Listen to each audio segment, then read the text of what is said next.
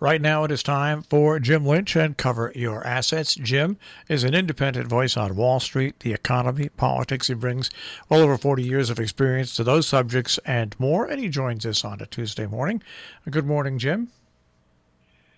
Good morning, Grandpa. That's right way. News. You know, it's funny. News of the day, first news of the day. Yeah. Alone Marshall Miles has had his 7th grandchild. And the great thing, little girl called Mia. I think this is going to sound terrible, but 6 of them live, and that's 4 of them live in Virginia, okay? So I only get to see them a couple times a year, so I don't have to babysit a lot. And my son who lives locally, one of his sons is allergic to cats, and I have cats at the station at the house. So, but yes, Mia is the newest Miles to enter the world. And she's a sweetheart, and congratulations. And when did I get to be 67? 7 grandkids. I mean, I don't feel like I should have 7 grandkids. Well, there are many more coming. Well, just pay attention. You're probably right. All right.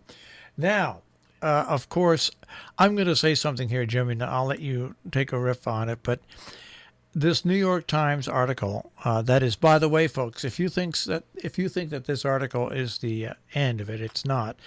The New York Times has plenty more information that they're going to come out with. And what I hope the Democrats do here is let the New York Times and let other newspapers ferret out and publish these stories.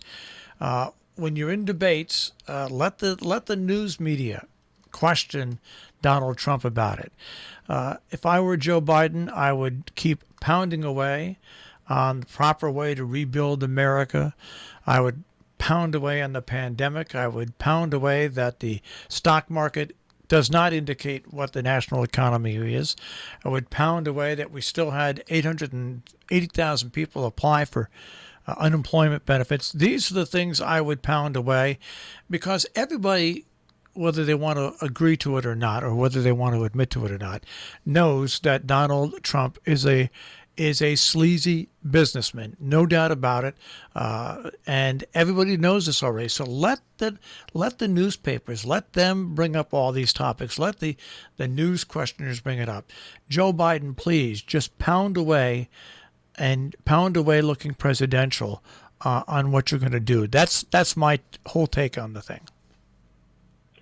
Well, I totally agree.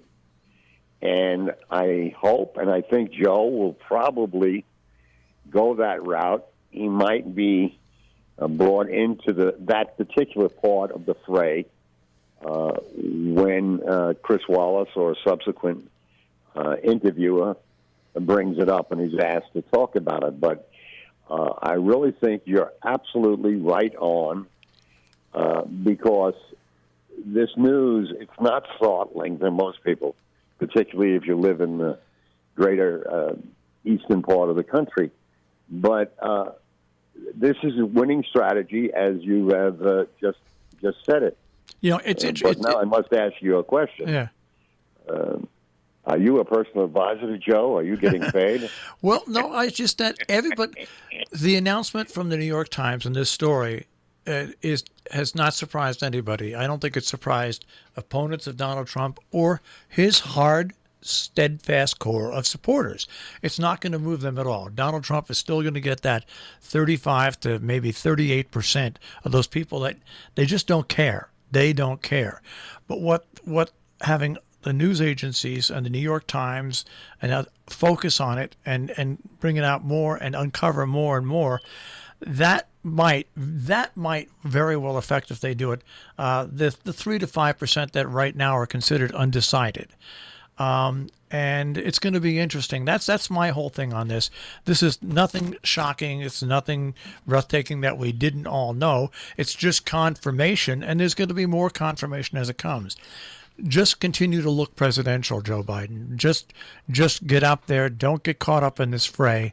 Don't, one of the things that Hillary did, she got caught up in the bickering with Trump on these debates when he kept interrupting her and stuff.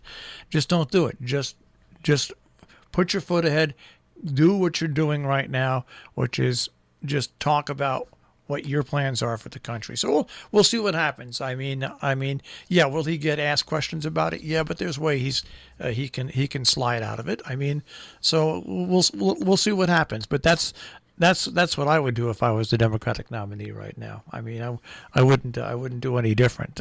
But we'll see what happens because the Democrats have ways of shooting themselves in the foot. How many debates are there? There's 3.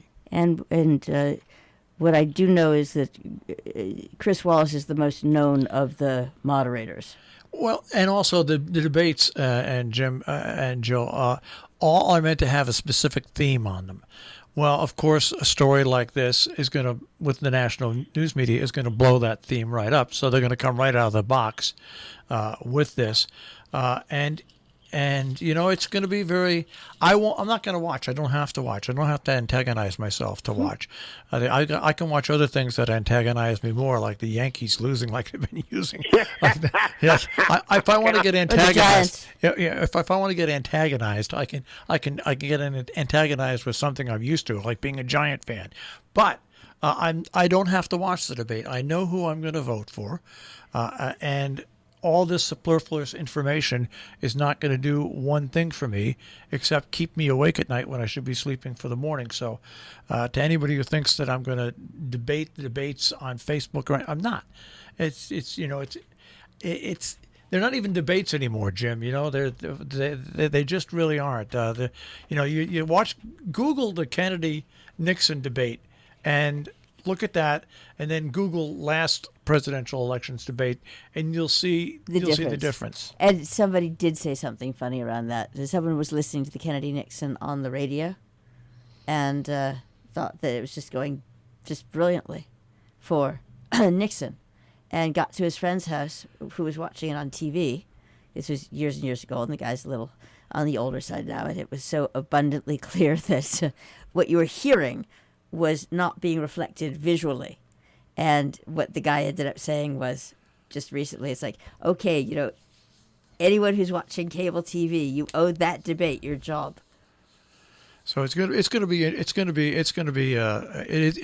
what it is, and you know what? I can read all the headlines tomorrow. You can write them now. Well, in terms of Biden handling a question, he's got an easy route in the sense that he can defer to the New York Times, who have researched and, thank God, gotten all of this information. They have information, and certainly tonight he can say simply, look, there's more to come according to the paper.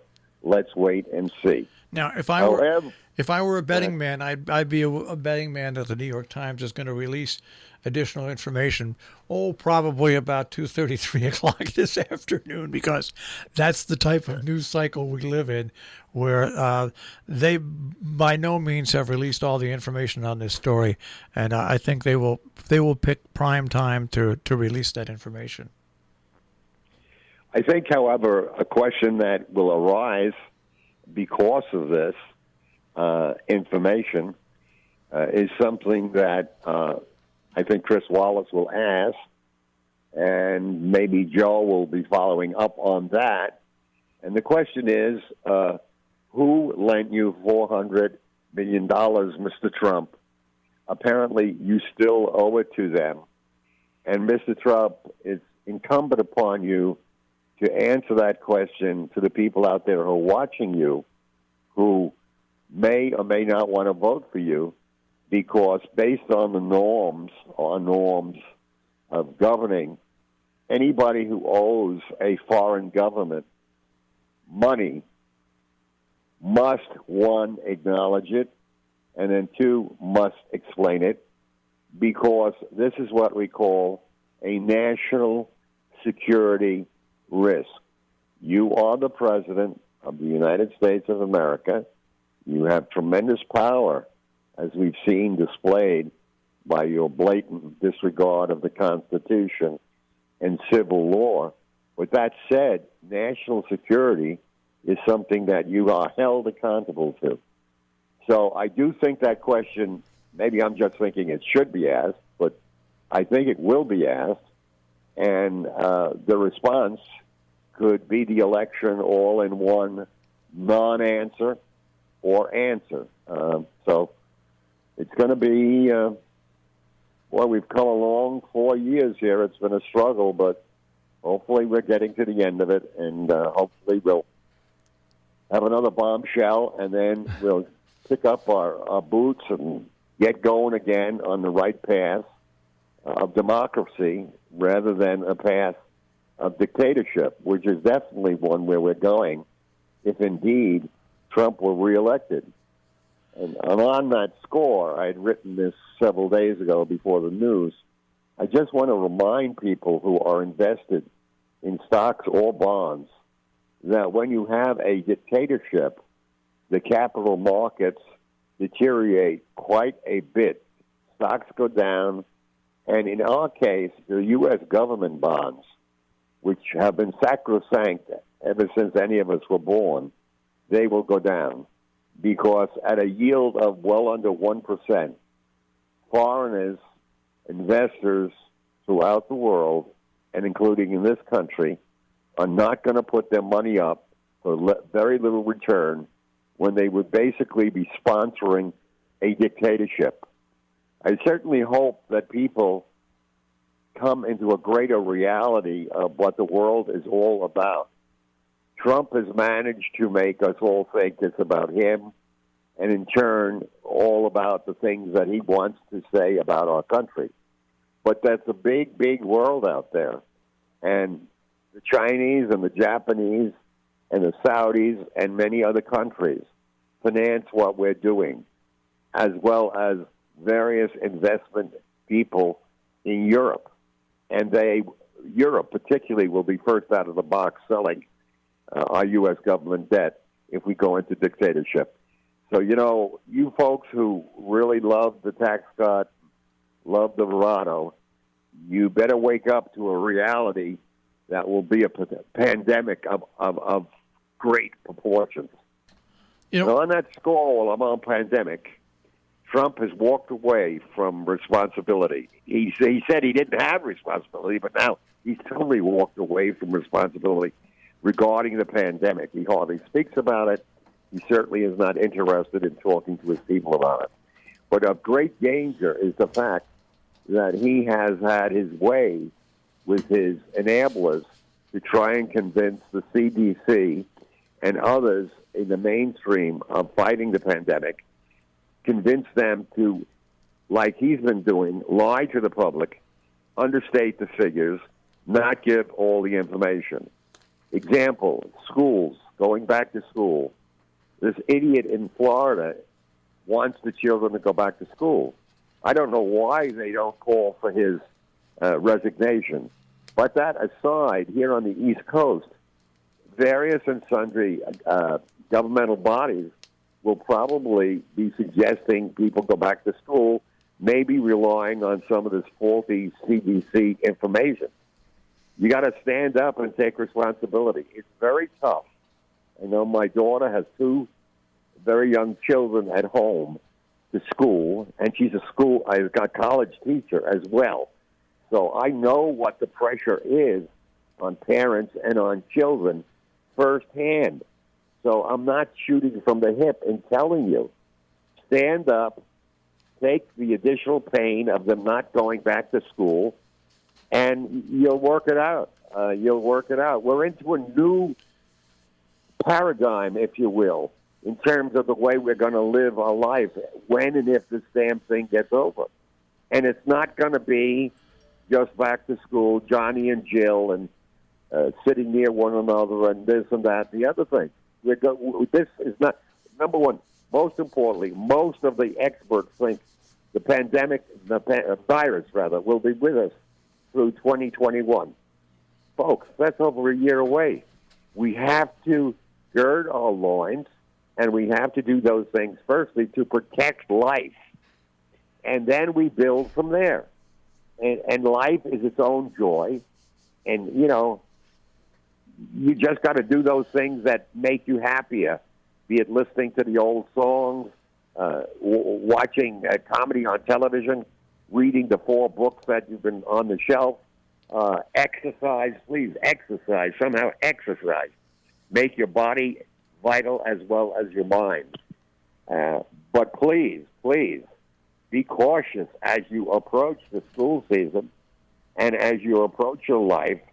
Don't base it on what comes out of the Trump administration. Use your own common sense. Well, here's I'm sorry. Talking about the schools, and here's where national leadership has failed. Here in Region 1 and in other regional school districts around our area, they've been very successful, and they realize that their success is day to day, and that yes, there is going to be one day when either a teacher or a student in their system is diagnosed with COVID-19, and they'll have to shut down for a couple of days. But here's where the federal government not being more involved, really, we have the Defense Production Act, right? And we have distance learning going on for students. One of the first things when this came out, the government should have forced cable companies and communications companies to work together to find a way to offer free internet service to all students that have to distance learn. That should have been done with the Defense Production Act. Could well have been, but there's, by the way, I just need to interject with that. Can I? There's a really interesting article in the New Yorker that I recommend to everybody, because even with that, you still have a different problem. But at least students have the ability to at least participate in a proper way. And it's not a great system. It's a flawed system. And there are lots of downs to it. But at least every student would have an ability to participate in it. And here's an instance where the internet is an essential service, and something should have been done. And you know what? Strict rules should have been mandated by our federal government to different parts of the countries and different school districts, depending upon what's going on. Not letting one for all and all for one decide whatever that they want to do. That's what's caused a lack of confidence. Yeah. Not the pandemic. It's the mishmash reaction. Right, and the fact that for whatever reason the New York City Teachers Union does not accept that kids have been going to school in Florida and Georgia and doing just fine. But well, why should they? It's a total different situation in New York City. For schools. You're absolutely right, and broadband should be immediately created throughout the West and Southwest where it does not exist. Well, we all think in the... We have our problem. We have our problems here, Jim. It's just that what I'm saying is, you didn't have a national plan, so you can't compare. It's like when you educate children, you can't have the same curriculum in West Cornwall, Connecticut, or Sharon, Connecticut, that you have in New York City, or that you have in Pittsburgh, or that you have in Arizona. There should have been some sort of national plan set up because every school district is different. Yeah, and you have a perfect example going way back of No Child Left Behind and how well that didn't work for some. Well, Jim, you've got 3 minutes left, so take off, buddy. Okay, they're revving up the plane now. Listen, I think what you just said, Marshall, is really a key that we should, as voters, begin to write our congressmen about. And two, as voters, we should realize we need somebody who will manage the national economy, will manage the country. We have not had somebody for 3.5 years managing the country for the country's sake. So that should be part of your vote. And now I just want to say, because I didn't want to miss this, I was going to begin the show earlier, but we got started. I just want to remind people, Ruth Bader Ginsburg, even in death, makes history, a dramatic piece of history for the great United States of America. Ruth Bader Ginsburg is the first woman and the first Jew to lie in state in the Capitol. God bless her. She deserves her rest. May what she's done and worked so hard for be built upon by fellow people of a democratic stripe. And lastly, I must say, I've been trying to say this but not say it, I have a little kinsmanship with her because she was born in the Midwood section of Brooklyn, and I lived my early kidhood in the Borough Park section. So that's about 10 blocks away. So as she has risen, it's always tickled me that where she comes from. That said, there are Americans that come from all over who are wonderful people who you can see on television. I think some of the interviewers have these little things at the end showing fighter fighters and people who've lost loved ones and people who have sacrificed. This is a great country. It's been made up of giving, not just taking. We've got to switch the pendulum back from the taking, which we've seen from various people at the federal level, and get back into giving. And in the giving comes the gratitude. Okay, folks.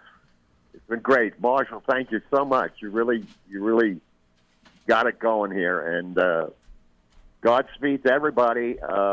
Get going. All right. Congressman. We'll speak to you next week, Jim. You got it. Bye, Mia. Bye-bye. It is Jim Lynch and Cover Your Assets here on Robin Hood Radio.